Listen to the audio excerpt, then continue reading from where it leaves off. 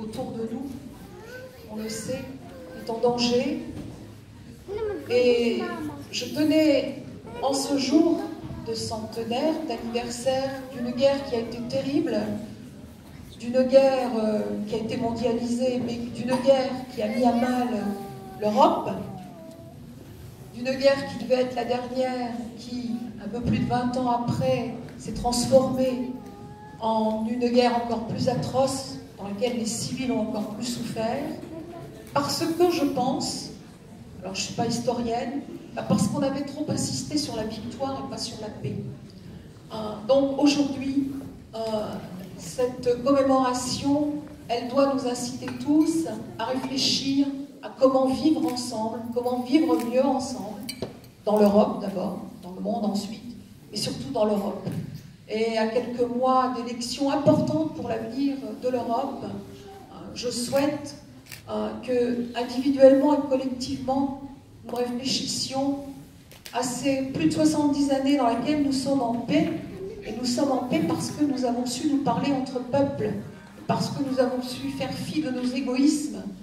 Si demain, aujourd'hui on le voit, les égoïsmes et les nationalismes ressurgissent, il se peut que nos petits-enfants, nous travaillons bien pour l'avenir, nos petits-enfants ne vivent pas dans un monde aussi paisible que le nôtre. Alors réfléchissons-y, et comme je suis optimiste, je suis persuadée que tous ensemble, nous sommes d'accord qu'il nous faut construire un monde encore meilleur, un monde plus équitable, mais un monde plus fraternel. C'était le message que je voulais nous lancer aujourd'hui. L'an dernier, nous avions fêté l'amitié franco-américaine à Chaumont, puisque, vous le savez tous, Pershing est venu s'installer, installer son QG à Chaumont en 1918, en 1917, pardon.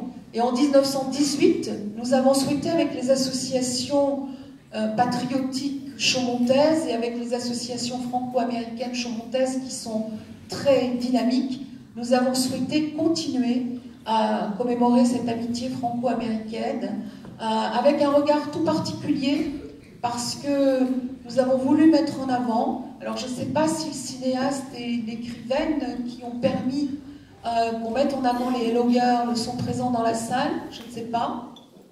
Non? Ils sont? D'accord. Alors nous avons l'insigne honneur cette année à Chaumont de recevoir les descendants des Hello Girls.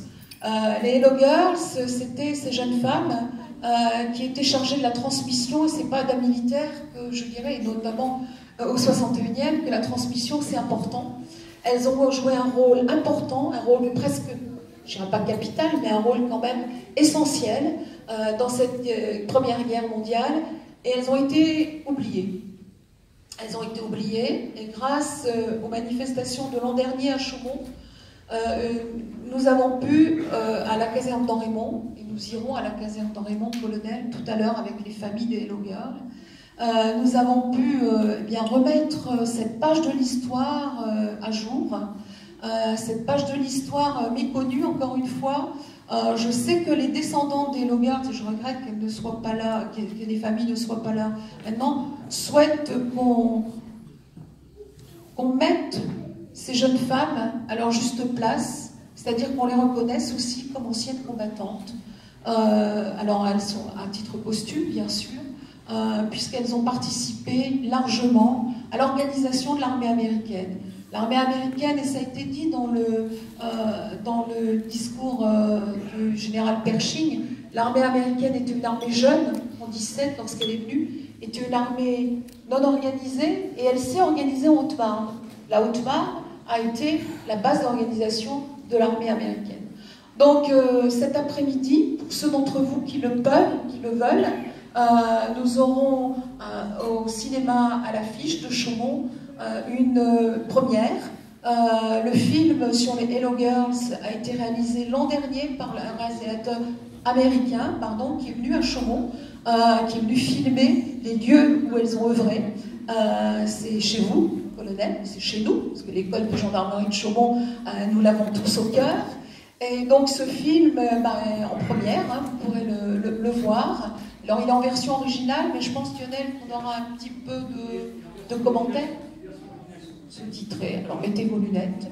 Voilà. Donc je voulais remercier tout particulièrement notre service communication, Lionel Dupont-Trieux, les archives départementales de la Haute-Marne, qui nous permettent cet après-midi ce moment exceptionnel. Voilà. Alors venez tous au cinéma à l'affiche.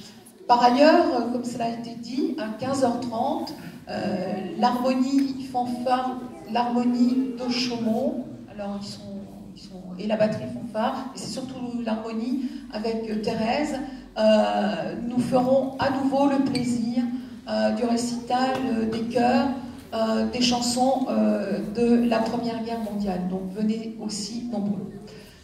Merci, Madame l'inspectrice d'académie, aux écoles, toujours fidèles au 11 novembre, tout particulièrement, alors j'ai pris pour ne pas les oublier, parce que cette année, elles sont encore plus nombreuses que les années précédentes. Il y a bien sûr l'école de Brottes, il y a l'école Voltaire-Moulin, qui est toujours présente, Cassin, le collège de La Rochotte, le lycée Bouchardon qui a la particularité d'avoir une option défense, les jeunes sapeurs-pompiers et les pompiers de Chaumont, bien sûr. Alors, je l'ai dit, l'harmonie et la batterie de Chaumont, toujours également fidèles. Les associations patriotiques chaumontaises, on en parlait, monsieur le secrétaire général, tout à l'heure. On a la chance à Chaumont d'avoir des associations patriotiques vivantes et énergiques.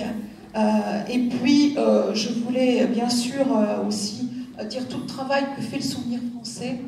Le Souvenir français qui est toujours aussi soucieux à ce que les tombes de nos soldats soient honorées, et c'est le cas grâce à eux, enfin grâce au Souvenir français et l'ensemble des familles américaines. Alors elles nous rejoindront tout à l'heure, puisque nous avons la particularité à Chaumont d'avoir un monument à l'amitié franco-américaine, et que nous irons faire la photo de famille devant ce monument à l'amitié.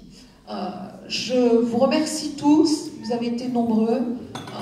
Je veux, et nous voulons tous, que tous ces soldats, que tous ces civils ne soient pas morts pour rien. Nous voulons tous que l'amitié entre les peuples perdure. Nous voulons tous que la fraternité perdure.